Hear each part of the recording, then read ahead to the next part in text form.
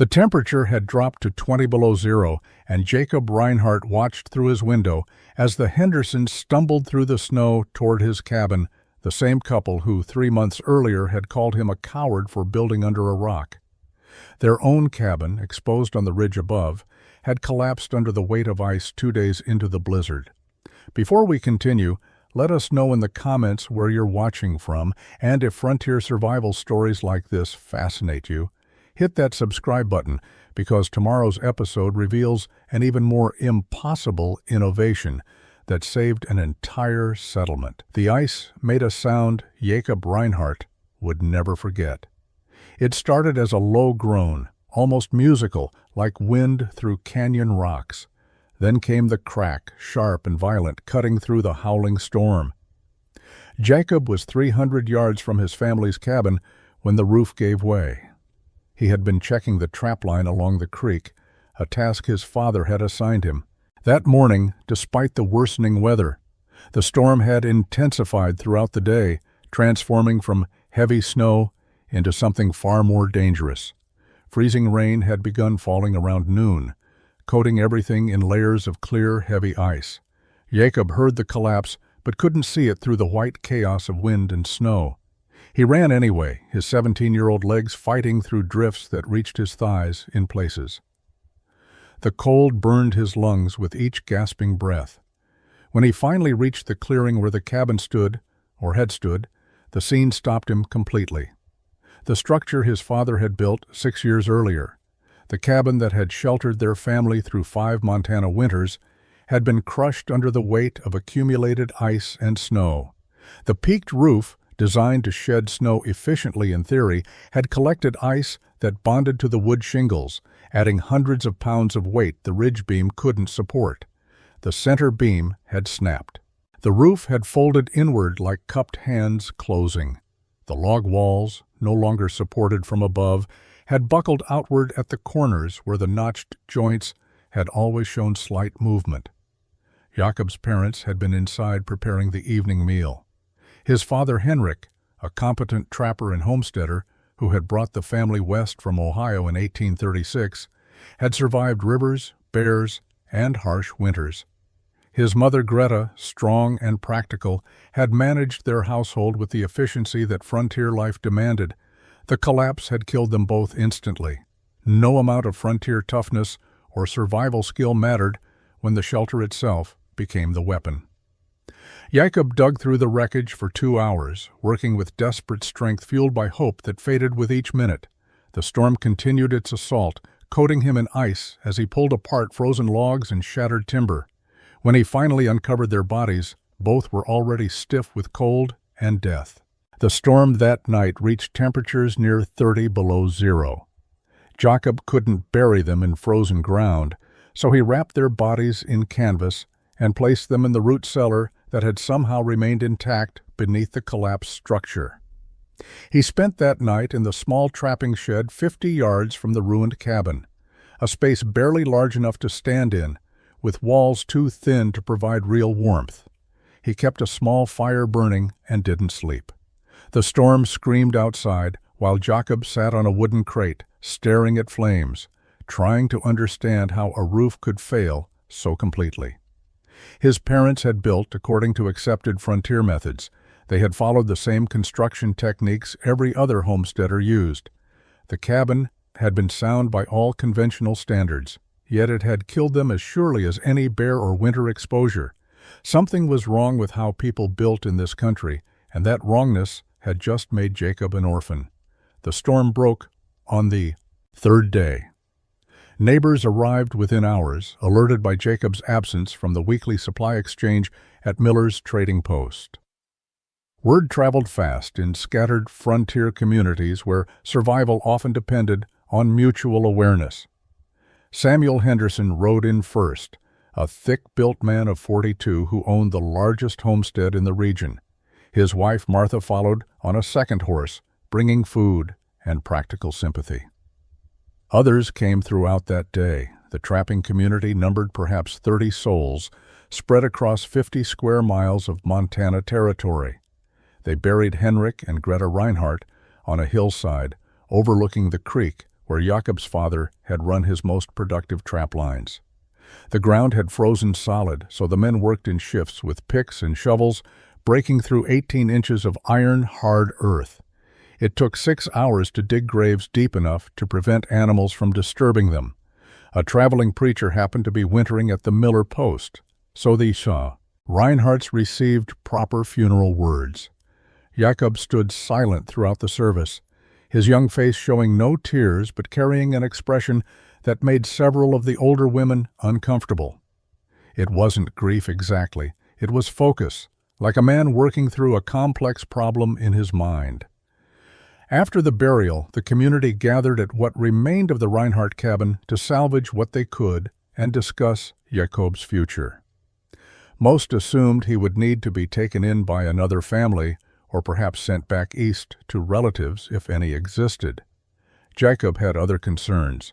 While the adults discussed his fate, he walked among the wreckage, asking questions that seemed strange given the circumstances. He wanted to know which cabins in the area had suffered damage during the storm and which had weathered it without problems. He asked Samuel Henderson about the construction of his cabin, specifically about roof pitch and corner bracing techniques.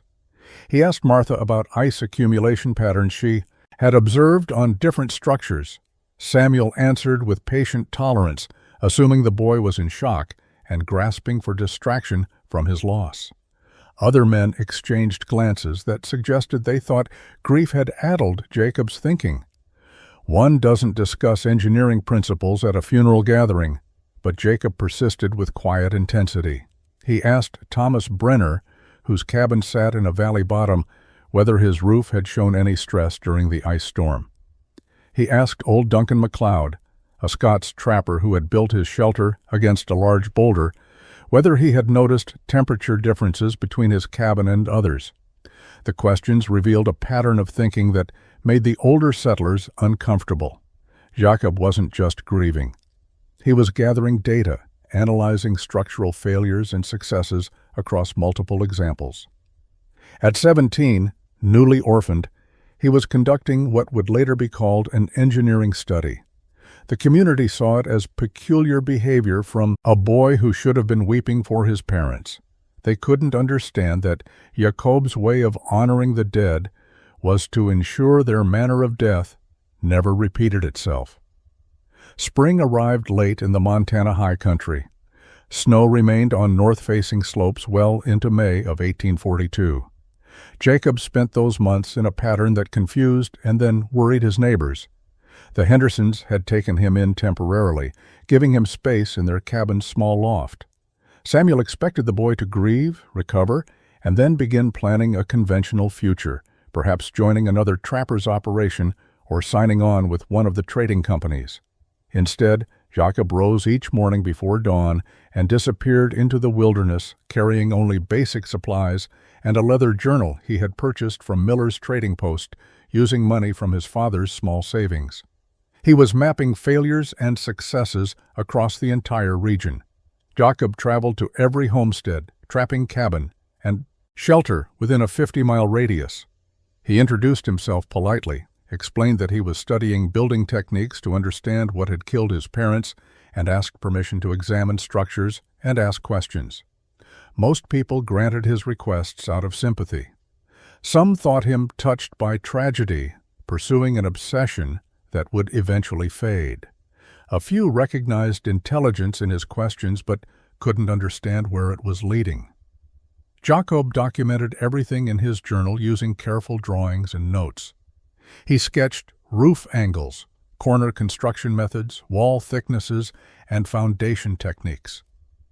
He recorded each structure's location, its orientation relative to prevailing winds, and its relationship to nearby geographical features like hills, rock formations, or dense timber. He noted which cabins had suffered damage during the winter's ice storm and which had emerged unscathed. The patterns weren't immediately obvious, but Jacob possessed the patience to let data accumulate before drawing conclusions. He visited Klaus Werner's cabin, built in an open meadow following traditional German timber framing techniques. The structure had lost half its roof shingles to wind and showed stress cracks at every corner joint. He examined the Peterson brothers' camp, constructed hastily in dense pine forest. Their cabin had survived intact but remained perpetually damp from lack of sunlight and air circulation. He studied Jeremiah Black's homestead, positioned on a hilltop for visibility and defense. The exposed location meant Black burned twice the firewood of other settlers and still fought constant drafts. But the most revealing visits involved structures built near or against natural rock formations. Duncan MacLeod's cabin backed against a large boulder. The old Scot reported that his firewood lasted longer than his neighbors, and his cabin stayed noticeably warmer in winter. A French trapper named Baptiste Rousseau had built a lean-to shelter in town, a shallow cave. Despite its crude construction, Rousseau's shelter maintained stable temperatures and required minimal heating fuel. These observations accumulated in Jacob's journal like pieces of a puzzle. Late May brought Jacob to the eastern edge of his survey area, tracking a deer trail that wound through dense pine forest into higher elevation terrain. He wasn't hunting. The deer simply provided a path through otherwise trackless wilderness. The trail climbed steadily for 2 miles before emerging into a small clearing dominated by a geological formation that stopped Jacob in his tracks. A massive granite shelf extended from the hillside like a frozen wave of stone, creating an overhang that projected outward 20 feet and stretched 40 feet wide. Centuries of erosion had carved a shallow recess beneath the overhang, forming a natural shelter with a rock ceiling and a back wall, but open to the south where sunlight could enter. Jacob approached slowly, his mind already racing, through possibilities. Snow remained in the surrounding forest, piled in shaded areas where sunlight couldn't reach. But beneath the granite overhang, the ground was merely damp, not snow-covered. The rock had protected this space from accumulation throughout the winter. Jacob placed his hand against the stone face, forming the back wall. Despite the cool morning air, the rock held residual warmth. He recognized the principle immediately from his studies. Stone absorbed heat during sunny days and released it slowly over time. This massive formation would act as a natural heat reservoir. He spent the entire day at the site, observing from different angles and taking careful notes.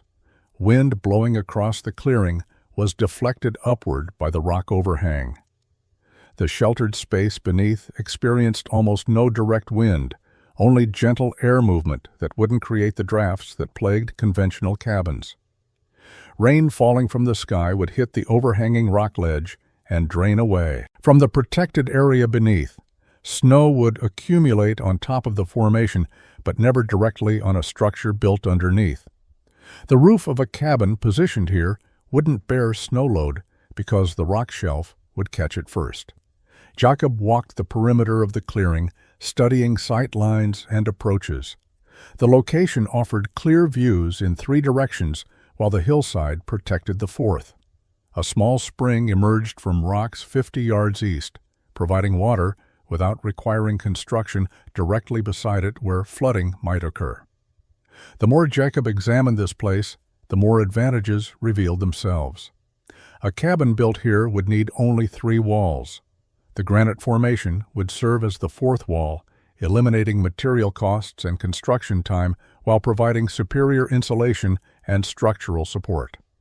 The overhang would protect the roof from weather, extending its lifespan indefinitely. The thermal mass of surrounding stone would moderate temperature swings. Jacob returned to the Henderson homestead 3 days after discovering the granite overhang.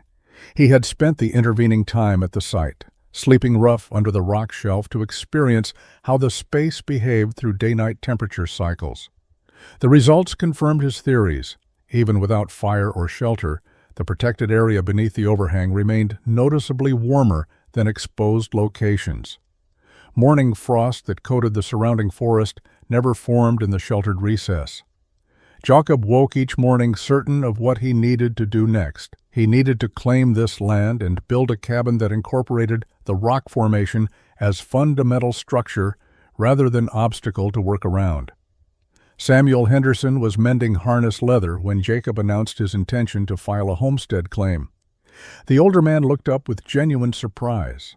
Most assumed Jacob would eventually leave the territory or work for wages rather than attempt independent homesteading at 17. Samuel's first response was practical concern. Did Jacob have money for filing fees? Did he understand the work requirements for proving a claim? Had he selected good land near water and timber? Jacob answered each question carefully.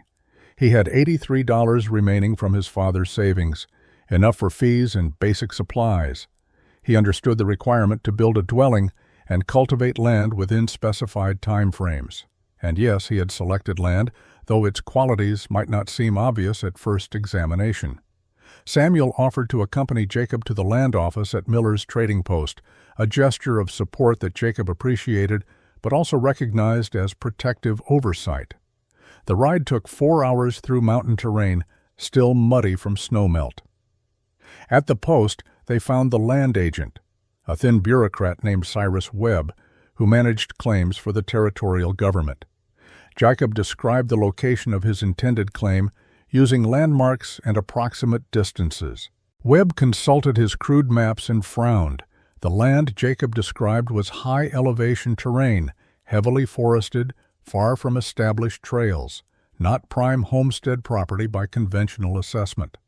Webb tried to redirect Jacob toward available parcels in valley bottoms where farming would be more practical. He suggested locations near established settlements where the boy would have community support. When Jacob insisted on his chosen site, Webb's frown deepened. He asked direct questions about water access, soil quality, and growing season length. Jacob answered honestly. Water was available from a spring. Soil was thin and rocky. Growing season was short. Webb exchanged a meaningful glance with Samuel Henderson that clearly communicated concern about a grieving orphan making poor decisions. But Jacob was of legal age in frontier territories where 17-year-old men routinely worked, married, and died without special consideration for youth. The filing process required Jacob to provide exact location descriptions and pay the $7 fee. Webb filled out paperwork with obvious reluctance, pausing twice more to suggest Jacob reconsider. When Jacob remained firm, Webb processed the claim with a sigh that suggested he had seen many foolish homestead decisions, and this was simply another. The ride back to Henderson's cabin was quiet. Samuel finally spoke as they approached his property. He asked Jacob directly why he had chosen such remote, difficult land. Jacob's answer was simple. He was building where the rock would protect him, not where tradition suggested men should build. Samuel nodded slowly but said nothing more. He thought the boy was making a mistake born from trauma, but frontier custom respected a man's right to fail on his own terms. Word spread quickly through the scattered settlement about Jacob Reinhardt's homestead claim. The location struck experienced frontiersmen as baffling. Men who had trapped and lived in the Montana high country for decades couldn't understand why anyone would choose steep, rocky terrain far from established routes when better land sat available in accessible valleys. Within 2 weeks, the first visitors arrived at Jacob's claim site, not to help but to understand and, ultimately, to discourage. Thomas Brenner rode up on a June morning while Jacob was clearing brush from what would become his building site. Brenner was a practical man who had homesteaded successfully for 8 years. He looked at the granite overhang, at the steep hillside, at the distance from the creek, and shook his head slowly.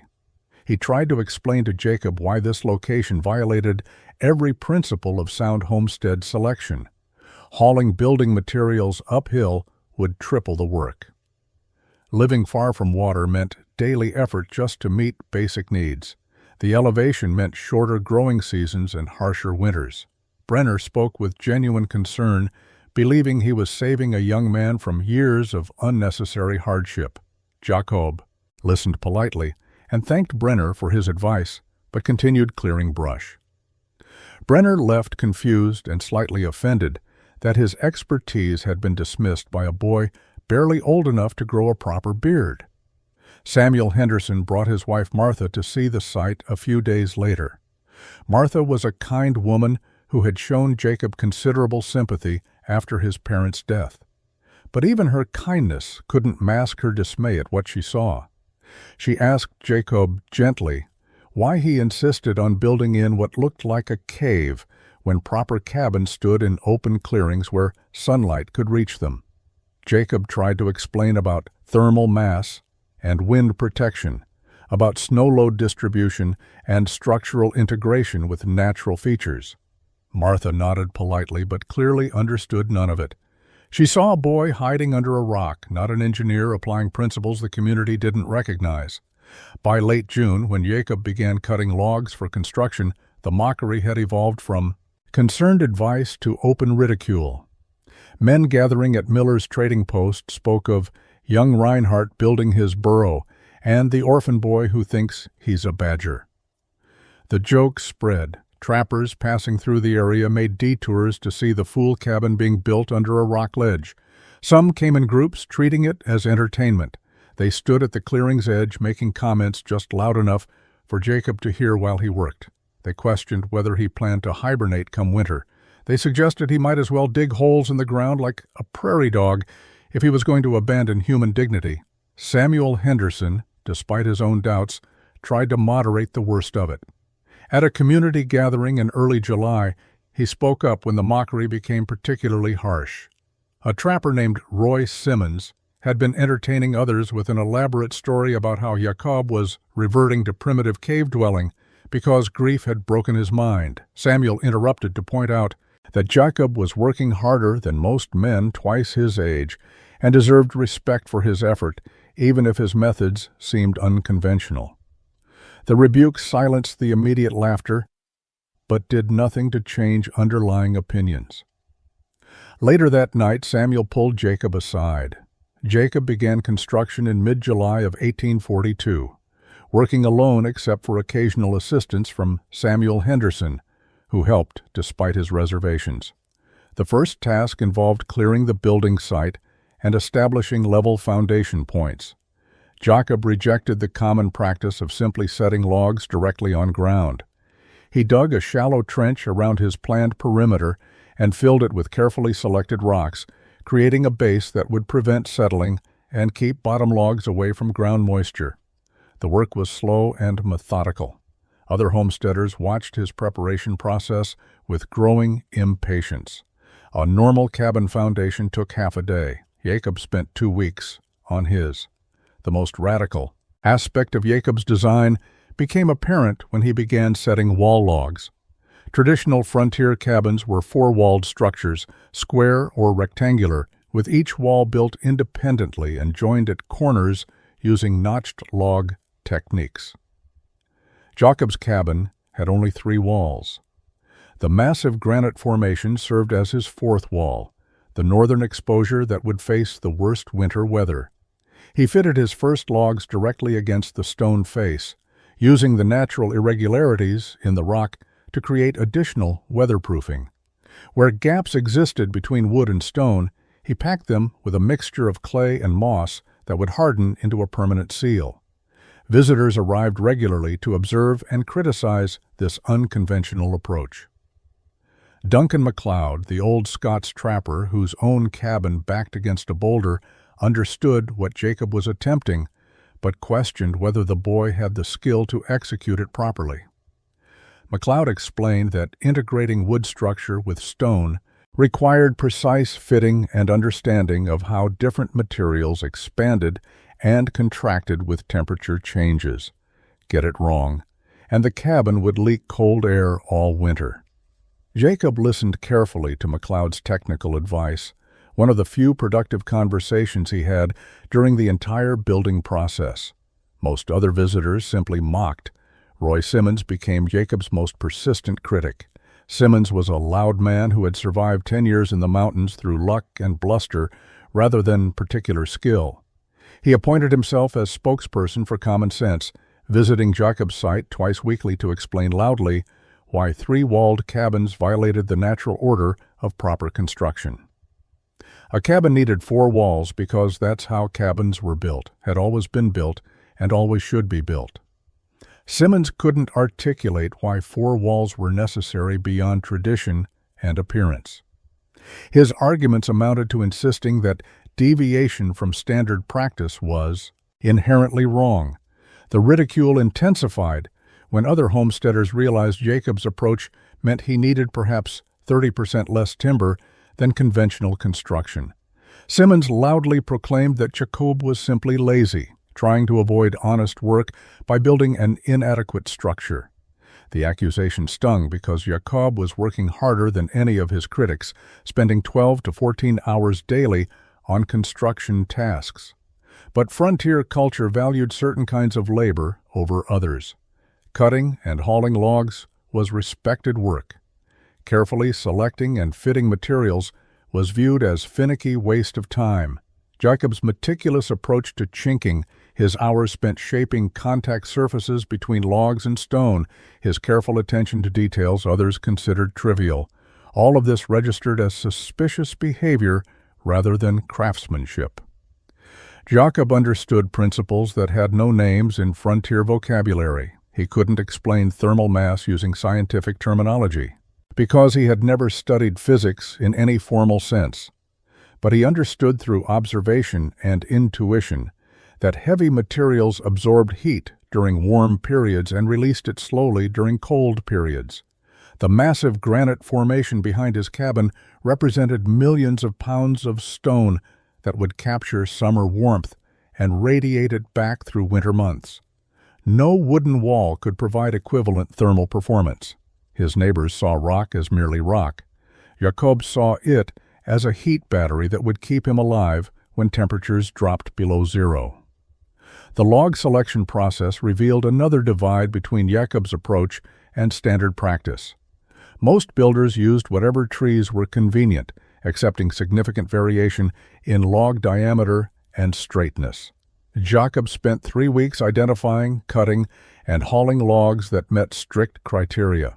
He wanted uniform diameter, minimal taper, and straight grain throughout. Each log was stripped completely of bark using a draw knife he had purchased with precious remaining dollars.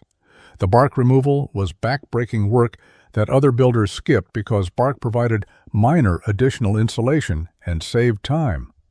But Jacob knew bark created irregular surfaces that prevented tight fitting. Bark held moisture that promoted rot. Bark housed insects that would damage wood over time. His corner construction technique came from observing how stone walls achieved strength through overlapping and interlocking rather than single-point connections. Traditional log corners used notches that created fulcrum points where force could be amplified. Jacob extended his logs past corners by 18 inches, creating overlapping extensions. He drilled holes through these extensions and drove wooden pins through multiple logs simultaneously, distributing structural loads across several connection points instead of concentrating stress at notched joints. The protruding log ends looked strange to visitors accustomed to neat, notched corners, but Jacob wasn't building for appearance. He was building for structural integrity that would survive whatever the mountains could deliver. The chinking mixture Jacob developed became another source of mockery. Standard practice used mud mixed with moss, packed between logs and left to dry. It worked adequately for a few seasons before cracking and falling out, requiring constant maintenance. Jacob created something different. He gathered clay from the creek bank and mixed it with horsehair purchased from a horse trader at Miller's Post. He boiled pine sap for 3 days to create resin, then combined all 3 materials into a sticky, fibrous compound. The horsehair reinforced the clay matrix, preventing cracking. The pine resin provided waterproofing and adhesive properties that bonded the mixture to wood surfaces. The result was chinking that remained flexible enough to accommodate minor structural movement while maintaining its seal. Thomas Brenner watched Jacob apply this mixture one afternoon and asked bluntly why he was wasting time on fancy mud when regular chinking worked fine. Jacob tried to explain about expansion coefficients and moisture barriers, but the words came out clumsy because he lacked proper vocabulary for concepts he understood intuitively. Brenner heard confused explanation and concluded Jacob was overthinking simple tasks. The gap between Jacob's understanding and the community's comprehension was unbridgeable through conversation. Only performance would demonstrate what words could not convey. The chimney represented Jacob's most visible deviation from frontier construction norms, and therefore attracted the most concentrated criticism.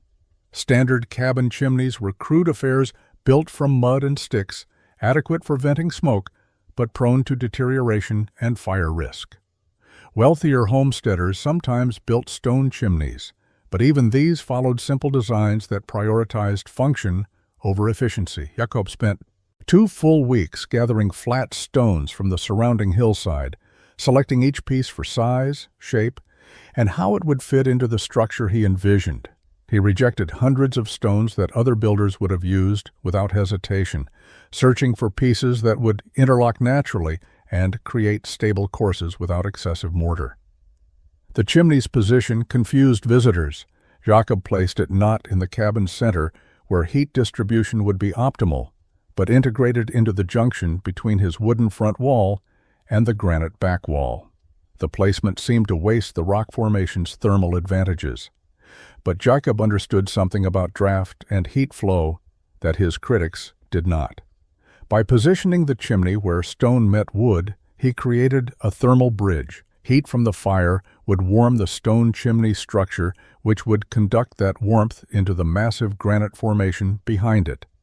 The rock would absorb and store this heat, creating a reservoir that would radiate warmth back into the cabin long after the fire burned down to coals. The chimney's internal design incorporated features Jacob had observed in a brick warehouse in St. Louis during a childhood visit. He built a smoke shelf halfway up the flue, a horizontal ledge that served dual purposes. It prevented downdrafts from pushing smoke back into the cabin during high winds, and it reflected rising heat back down into the living space rather than allowing it to escape directly up the flue. The smoke shelf required careful stonework to create the offset without compromising structural stability. Jacob spent 4 days on this single feature, working with patience that baffled observers who thought chimneys should be finished in an afternoon. Roy Simmons arrived with 3 other trappers while Jacob was mortaring stones into the upper chimney sections. Simmons loudly proclaimed that Jacob was building his chimney backwards, that everyone knew chimneys should be straight vertical flues without complicated internal structures. The other men laughed and agreed, though none of them could explain why straight flues were superior beyond asserting that's how chimneys had always been built. Jacob continued working without responding. He had learned that arguing with men who confused tradition with truth was pointless. His chimney would work or it wouldn't. Words meant nothing compared to winter performance. The completed chimney stood 7 feet tall, extending well above the cabin's roofline to ensure proper draft. Jacob had tapered it slightly, making the base wider than the top for stability. He capped it with flat stones arranged to shed rain while allowing smoke to escape freely. The entire structure represented perhaps 80 hours of careful labor. A conventional mud and stick chimney could be built in 6 hours. To the community, Jacob's approach seemed like absurd perfectionism applied to a simple task. August brought Jacob to the final construction phases. The 3 walls stood complete, fitted tightly against the granite back wall, with his specialized chinking creating weatherproof seals. The roof required careful consideration because it would be the only exposed surface not protected by the rock overhang's shadow. Jacob built a steep-pitched roof using split planks rather than the poles and bark most trappers used. He spent a week splitting straight-grained pine into planks roughly 2 inches thick and 8 inches wide. Each plank was shaped with his draw knife until surfaces were smooth and edges were uniform. The planks overlapped like scales, each course covering gaps in the course below, creating a water-shedding surface that would last decades. Over the planks he laid multiple courses of birch bark, overlapping each layer in opposite directions to eliminate any continuous path for water penetration. The bark alone would have been adequate waterproofing, but Jacob added another layer of his clay resin mixture, troweling it across the entire roof surface and working it into every seam. Finally, he laid sod over everything, grass and soil that would root and create a living roof. The multiple layers made the roof extremely heavy, but Jacob's wall construction was robust enough to support the load easily. The finished roof would be waterproof, fire-resistant, and insulated against temperature extremes. The door became Jacob's masterpiece of defensive engineering. He built it from thick planks tongue and grooved together so tightly that light couldn't pass between them. The assembled door was 3 inches thick and weighed nearly 80 pounds. He reinforced it with iron brackets arranged in an X pattern across the interior face, creating a rigid structure that wouldn't warp or weaken. The hinges were massive pieces of forged iron he had commissioned from a blacksmith at Miller's Post, paying dearly for hardware that seemed excessive to everyone who saw it. Jacob mortised the hinges into both door and frame, then bolted them through the logs with iron pins. The door couldn't be torn from its hinges without destroying the wall logs themselves.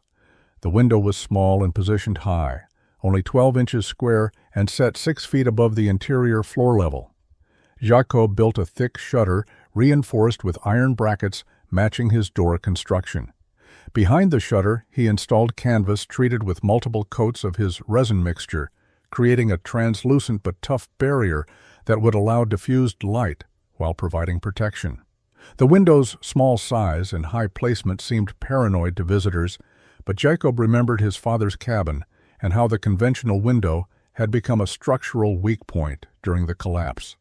Inside, Jacob built a raised sleeping platform, a sturdy table, and wall-mounted shelves, all using the same careful joinery that characterized his entire approach. Every element was overbuilt by normal standards, but perfectly suited to Saul. Jacob's vision of a shelter that would protect rather than merely house him. By late September, the cabin was complete. Jacob moved his few possessions into the space and began his first night under the rock that would define his survival. October arrived with the first serious frost. Jacob spent the shortening days preparing for winter with intensity that exceeded even his cabin construction obsession. He understood something fundamental that separated survival from death in Montana high country. Having superior shelter meant nothing if supplies ran short or if winter trapped him unprepared. Other homesteaders laid in firewood and food adequate for their needs.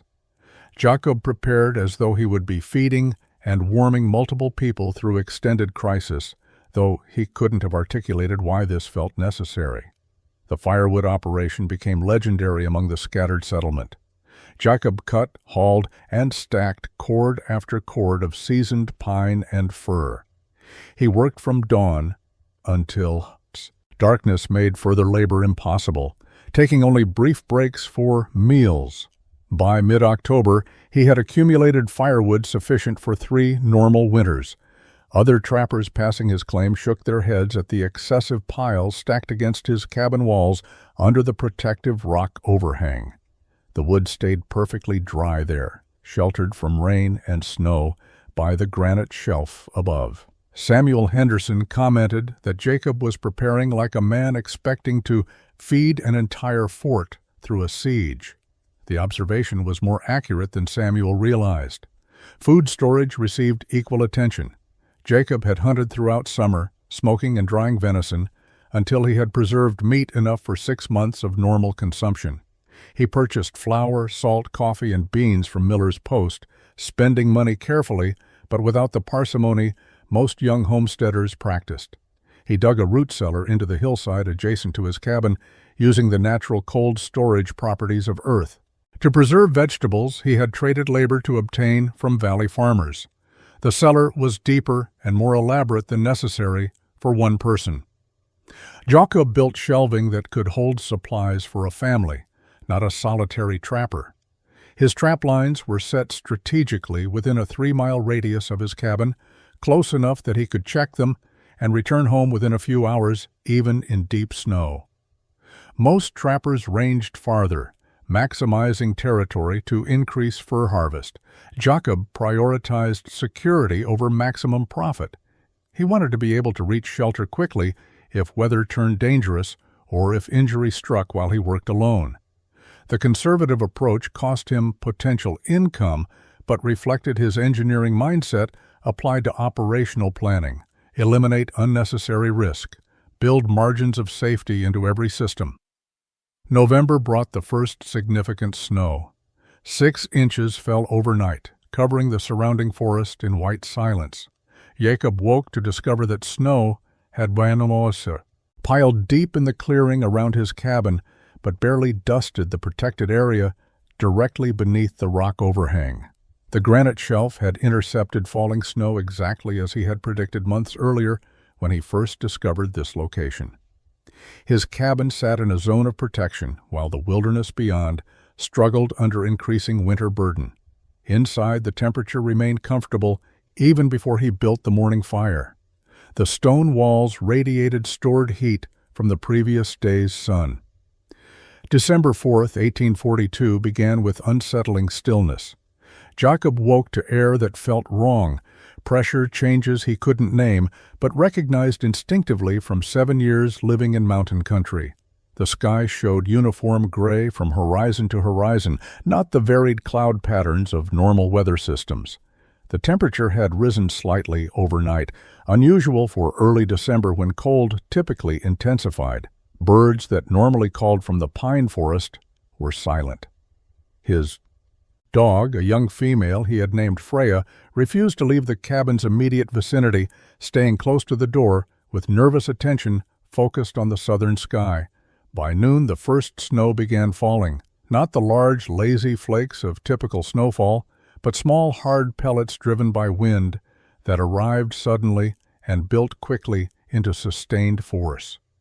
Within 2 hours, visibility had dropped to less than 50 yards. The temperature plummeted from the morning's deceptive mildness to brutal cold that burned exposed skin within seconds. This was the kind of storm old-timers spoke of with respect and fear, the kind that killed people who made mistakes or whose shelters failed under sustained assault. Jacob brought in extra firewood, stacking it inside the cabin where it would stay dry and accessible, even if drifts blocked the door.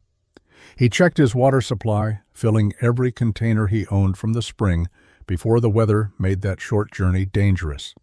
He secured his door and shuttered his small window, then built up the fire to establish heat that would carry through whatever was coming. Freya settled near the fireplace, instinctively seeking warmth as the storm intensified outside. The wind's voice changed throughout the afternoon, rising from steady moan to intermittent shriek as gusts exceeded anything Jacob had experienced. The cabin held perfectly. Wind that would have found every gap in conventional construction was deflected by the rock overhang and Jacob's meticulous chinking work. The fire drew steadily through his carefully designed chimney despite external wind that would have created downdrafts in simpler structures. The interior temperature remained stable, while outside conditions deteriorated into white chaos. Jacob spent the evening maintaining the fire and listening to the storm's fury, grateful for stone walls that didn't flex or groan under the assault. Day 2 brought worse conditions. The temperature dropped to 20 below zero. Snow fell continuously, driven by wind that built drifts 8 feet deep in exposed locations. Jacob looked through a gap in his shutter to see the clearing beyond his protected zone transformed into an impassable landscape of white barriers. The granite overhang above his cabin had accumulated perhaps 18 inches of snow, but the area directly beneath remained navigable. He could have walked out his door and moved freely in the sheltered zone, while the surrounding wilderness was buried. The protection was exactly what he had envisioned, but more dramatic than he had dared hope. 3 miles northwest of Jacob's protected shelter, Samuel Henderson woke on the storm's third morning to sounds that triggered immediate alarm. His cabin, built 6 years earlier using accepted frontier techniques, was talking to itself in groans and creaks that grew louder as daylight filtered through gaps in the shuttered windows. Samuel had built his homestead on a slight rise in open grassland, following advice that elevated exposed locations provided good drainage and visibility. The advice was sound for summer and fall. Winter revealed different truths about exposure and structural stress. Ice had been accumulating on Henderson's roof since the storm began. Freezing rain mixed with snow created layers that bonded to wood shingles and added weight with each passing hour.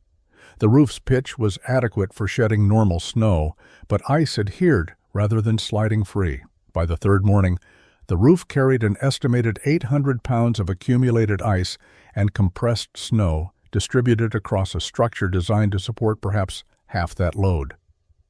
The ridge beam, a stout pine log that had seemed more than adequate during construction, was beginning to fail under sustained stress beyond its engineering limits.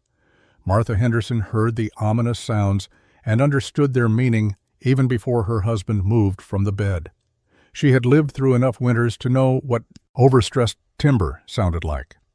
Samuel dressed quickly and climbed to examine the loft space, hoping to assess the danger without exposing himself to the storm outside. What he saw justified immediate alarm. The ridge beam showed a visible crack along its length, a dark line in the wood that widened slightly even as he watched. The beam was failing in slow motion, compressed beyond its capacity to support the load above. Samuel made the decision that saved their lives. They needed to leave immediately while the structure still stood. Waiting for the storm to break meant risking catastrophic collapse with them inside. Martha gathered essential supplies with the efficiency of a woman who understood survival depended on quick action.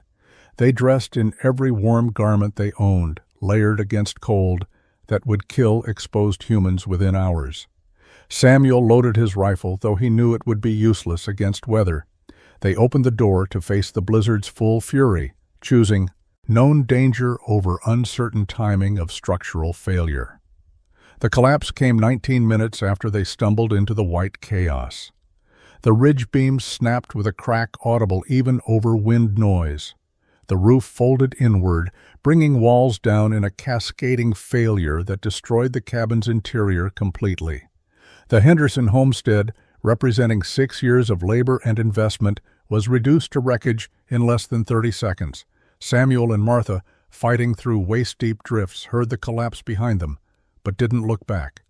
They focused on survival, on reaching shelter before the cold killed them. Jacob was awake when he heard it. Not the Henderson collapse specifically, but something in the storm's voice that made Freya lift her head with alert attention. The wind had been howling for 3 days, with variations in pitch and intensity that Jacob had learned to read like music. This new sound was different, briefly louder, then absorbed back into the general chaos. He didn't know what had made that sound, but he understood it represented disaster for someone. The storm was winning against human structures somewhere in the surrounding wilderness. He stoked his fire and waited, knowing there was nothing to do until conditions permitted movement. Inside his cabin, the temperature remained remarkably stable. The massive granite formation behind and above him was performing exactly as Jacob had predicted. Stone warmed by his fire absorbed heat and radiated it back continuously. The walls showed no stress, no groaning or creaking that indicated structural problems. His roof remained solid despite snow accumulation on the rock shelf above. The cabin felt almost absurdly secure compared to the violence occurring 50 feet beyond his protected zone. Jacob could walk around his small interior space comfortably in shirt sleeves while outside temperatures hovered near 30 below zero. The contrast was so dramatic it seemed impossible, yet it was simply physics applied correctly. His firewood consumption was running far below what he had estimated. The thermal efficiency of stone walls, combined with elimination of drafts, meant he needed perhaps half the fuel a conventional cabin would require. The woodpile stacked under the overhang represented months of burning at current rates. Jacob had overestimated his needs, But that error created safety margin he appreciated. He could have maintained heat for 6 months with his current supply, and the storm was teaching him that generous preparation was never wasted effort. The chimney drew perfectly despite external wind conditions that should have created draft problems. The smoke shelf Jacob had built was deflecting downdrafts exactly as designed. Heat that would have escaped straight up a simple flue was instead reflected back into the living space. The efficiency improvements were subtle individually, but significant in combination. Every design element Jacob had incorporated was working, as intended, validating months of labor that others had mocked as excessive. Day 4 brought slight moderation.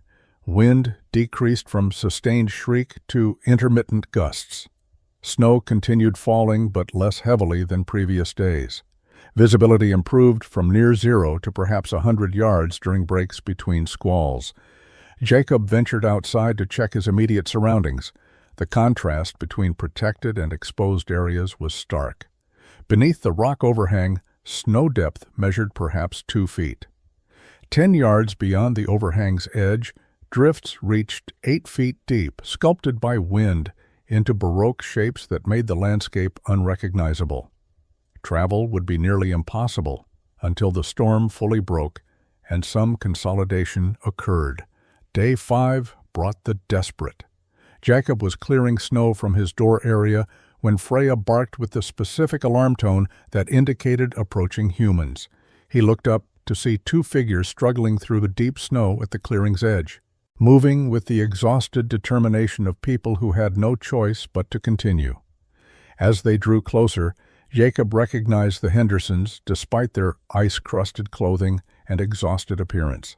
Samuel Henderson saw the cabin first, or rather saw smoke rising from what appeared to be bare hillside, until his frozen brain processed the granite overhang and the structure beneath it. The sight seemed impossible after 3 days of white hell. A cabin standing intact, smoke rising steadily from its chimney, protected zone around it, showing minimal snow accumulation compared to the 8-foot drifts they had been fighting through for hours. Martha grabbed his arm, pointing, her words lost to wind, but her meaning clear. Shelter. Possible survival after the certainty of death had been growing with each exhausted step. Jacob watched them approach with complex emotions. Samuel Henderson had been kind after Jacob's parents died, offering shelter and support even while doubting Jacob's judgment about cabin construction. But Samuel had also joined the general mockery when Jacob built under the rock, questioning his sanity and predicting failure. Now Samuel was here, clearly desperate, probably homeless if Jacob read the situation correctly. The cabin collapse he had heard yesterday made sudden sense. Jacob felt no satisfaction in being proven right, only grim recognition that engineering realities didn't care about opinions. He opened his door as they reached the protected zone. Martha Henderson collapsed to her knees in the area where snow was only ankle-deep, the sudden transition from waist-deep drifts breaking her remaining strength. Samuel stood swaying, his face showing frostbite damage on nose and cheeks, his eyes carrying the blank exhaustion of a man who had pushed beyond normal limits. Jacob called Freya back from her protective stance and helped Martha to her feet. He guided both of them inside without questions or commentary. Whatever had happened could be explained later. Immediate need was warmth and prevention of serious cold injury. The cabin's interior heat hit the Hendersons like a physical force. After days of fighting cold that killed exposed flesh in minutes, the contrast was overwhelming. Jacob helped them remove ice-crusted outer garments and positioned them near the fireplace, but not too close. Warming frost-bitten tissue too quickly caused additional damage. He had learned this from his father, who had survived his own close calls with winter. Jacob put water on to heat for tea, pulled out dried venison and bread, and let his unexpected guests recover enough to speak coherently. Samuel finally found words after 20 minutes of simply sitting and absorbing warmth. The story came out in pieces.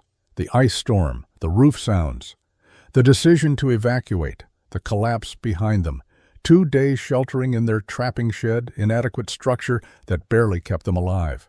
The shed's failure yesterday morning when wind tore away half its roof. The desperate decision to seek help despite the storm still raging. The hours of struggle through impossible drifts. The moment they saw Jacob's smoke and realized salvation might exist after they had accepted death. Martha wept quietly while Samuel talked. Not from fear anymore, but from the overwhelming relief of survival and the crushing humiliation of seeking shelter from the boy they had dismissed as foolish. Jacob listened without judgment, then began preparing food while his guests continued warming.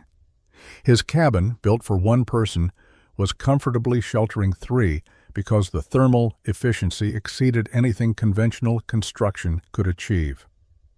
The Hendersons spent 6 days in Jacob's cabin while the storm gradually released its grip on the Montana high country. During those days, Samuel experienced complete transformation in how he understood frontier construction and the boy he had considered misguided. The cabin's performance was undeniable. Temperature remained stable without excessive fuel consumption. No drafts existed despite wind that still gusted fiercely beyond the protected zone. The structure showed 0 stress despite conditions that had destroyed his own carefully built homestead. Every element Jacob had incorporated, every technique Samuel had questioned or mocked, proved its worth through simple continued function. On the 3rd day of their refuge, Samuel asked Jacob to explain the principles behind his design. The question came with genuine humility from a man who had been humbled completely by circumstance. Jacob walked Samuel through his thinking, explaining thermal mass and heat retention, wind deflection and snow load distribution, structural integration with natural features instead of fighting against geography. Samuel listened with the focused attention of someone recognizing that knowledge he lacked might determine survival. He asked detailed questions about chinking composition, corner construction, roof layering. Jacob answered each question thoroughly, grateful to finally discuss engineering with someone willing to learn rather than mock. Martha Henderson observed the interaction with her own transformed understanding. She had thought Jacob was building a primitive shelter because he lacked the skill or knowledge for proper construction. Now she saw that he had built something beyond what the community's collective experience could recognize. The boy they had pitied was actually the only person in the region who had understood what these mountains required from human shelter. Her husband, experienced and respected among the frontier community, was taking instruction from someone young enough to be his son. The reversal was complete and deserved. Other refugees arrived over the following days. Thomas Brenner appeared on day 4, his cabin damaged but not destroyed. He had come seeking temporary shelter while making repairs. He entered Jacob's protected zone and stopped in. Amazement at the minimal snow depth and the cabin standing solid as stone. Old Duncan McLeod arrived the next morning, driven from his own boulder-backed cabin by chimney failure that filled his space with smoke. The Scots trapper examined Jacob's construction with professional appreciation, immediately recognizing superior execution of principles he had only partially understood himself. By the storm's end, 8 people were sheltering in Jacob's cabin, built for 1. The space accommodated them without severe crowding, because Jacob's thoughtful interior layout maximized usable area. More importantly, the thermal efficiency meant adding 7 people actually improved heating because their body heat contributed to the stone's thermal reservoir. The cabin that was supposed to be a foolish cave dwelling was functioning as a legitimate refuge center, protecting people who had homes of their own but had built them without understanding what the mountains demanded. Samuel Henderson, sitting by Jacob's fire on the 6th evening, said quietly that he had been completely wrong about everything. Jacob accepted the apology with grace that showed maturity beyond his 18 years. March of 1843 brought the first serious thaw. Snow that had accumulated to historic depths through the brutal winter began its slow retreat, revealing damage across the scattered settlement that ranged from minor to catastrophic. The Hendersons faced complete rebuilding. Their cabin was total loss, reduced to salvageable logs and wreckage that needed clearing before new construction could begin. Thomas Brenner required roof replacement and wall repairs. 3 other homesteads had suffered partial collapses or structural damage severe enough to demand major reconstruction work. The community gathered at Miller's trading post in late March to assess collective damage and plan the rebuilding effort that would occupy them through spring and summer. Samuel Henderson stood before the assembled group and made a statement that changed frontier construction practices across the region. He described the storm, his cabin's failure, and the days spent in Jacob Reinhardt's shelter. He explained in detail what made Jacob's cabin perform so dramatically better than conventional construction: the thermal mass principles, the wind deflection, the snow load management, the structural integration with natural rock formations. Samuel spoke with the authority of someone who had nearly died because he built wrong and survived because someone else built right. His testimony carried weight that Jacob's explanations never could have achieved. Experience validated by crisis was the only teacher frontier men truly respected. The community's response was immediate and practical. Men who had mocked Jacob 6 months earlier now asked detailed questions about his construction techniques. Where did he find the right kind of clay for chinking? How did he select logs for uniform fit? What was the optimal ratio of horsehair to resin in his waterproofing mixture? Jacob answered each question thoroughly, sharing knowledge freely because he understood that his innovation only mattered if others could replicate it. He wasn't trying to profit from proprietary techniques. He was trying to prevent more deaths like his parents had suffered. The spring rebuilding became a practical education in what the community began calling rock-back construction. Samuel Henderson chose a new site near a smaller granite outcropping, not as dramatic as Jacob's overhang, but substantial enough to provide significant thermal and structural advantages.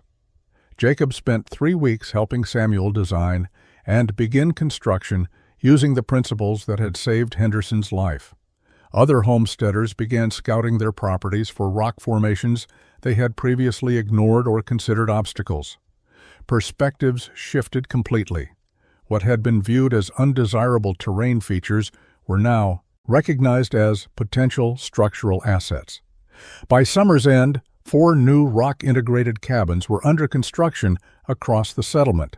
Each adapted Jacob's core principles to different geological situations.